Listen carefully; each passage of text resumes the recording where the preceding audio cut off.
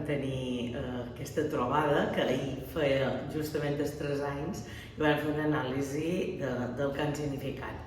Són 3 anys en què ens sentim ben satisfets del que hem aconseguit, sense caure en el cofoisme. No vol dir que ens posem un excel·lent, perquè no valdria, i a més seria poc responsable. Però hem de dir que aquests 3 anys han estat marcats, 2 dels quals per la pandèmia, un moment molt estricte en què el Consell va ser àgil i capdavanter també, capdavanter a posar recursos en el servei de la ciutadania. I crec que com mai el Consell ha estat a l'altura, en el costat dels mallorquins i mallorquines, en el costat de petites empreses, en el costat dels autònoms i les autònomes, en el costat també dels sectors més vulnerables. Hem estat ràpids en posar recursos i en donar resposta. Mira, nosaltres quan entràrem, el primer objectiu que ens va marcar va ser que la cultura arribés a cada racó de Mallorca. Això sabíem que no ho podíem fer des del Consell només. Per tant, el que fèrem primer de tot va ser obrir un període de diàleg amb els sectors i que ens explicassin quines eren les seves necessitats.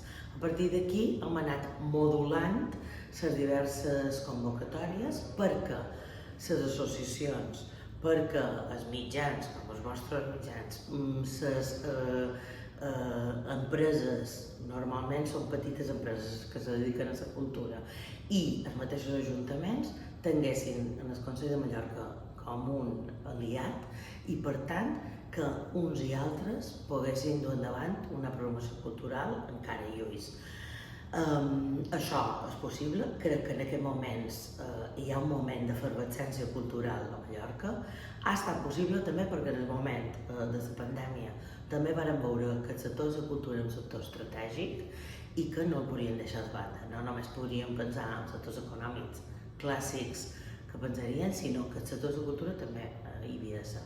Des de política lingüística vàrem pensar també que havien de fer feina de mà de les associacions, per tant també tenim totes unes línies d'ajudes que no hem interromput i que, tot el contrari, política lingüística ha augmentat un 70% del seu pressupost. Han convocat cada any els Premis Mallorca i, a més, anem traient també línies d'ajuda específiques. Ara, per exemple, han tingut les estructurals per associacions i empreses que fan feina per divulgar, per normalitzar la llengua, i a més també ens anem reinventant i de cara a l'any que ve encara en tenim més. I també hem posat en marxa dinamitzadors i dinamitzadores lingüístics perquè toquin a peu de carrer i ens ajudin en el procés de normalització. I en patrimoni, la nostra feina és apostar per la conservació del nostre patrimoni i fer una gran tasca de divulgació, de difusió, perquè els mallorquins i mallorquines estimin el seu patrimoni i, per tant, també ens ajuden a conservar-lo.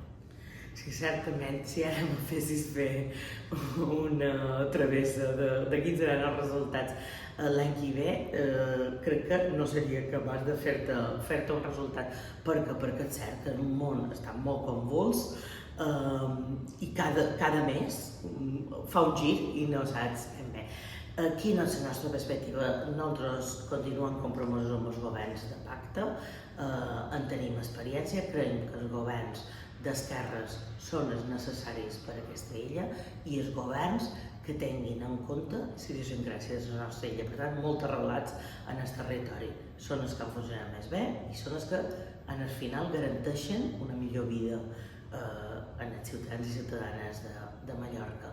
Per tant, jo crec que la ciutadania veurà que hem estat responsables, que hem gestionat com mai, que hem estat en el costat dels mallorquins i mallorquines, dels col·lectius vulnerables, en el costat també de la protecció del territori i hem estat en el costat del món de la cultura i també dels sectors econòmics que ens defineixen a la nostra terra, tenint en compte aquests sectors econòmics que van més enllà del turisme, aquests petits empresaris que cada dia lluiten per aixecar la barrera i per obrir els seus comerços, les seves petites empreses i donar un servei.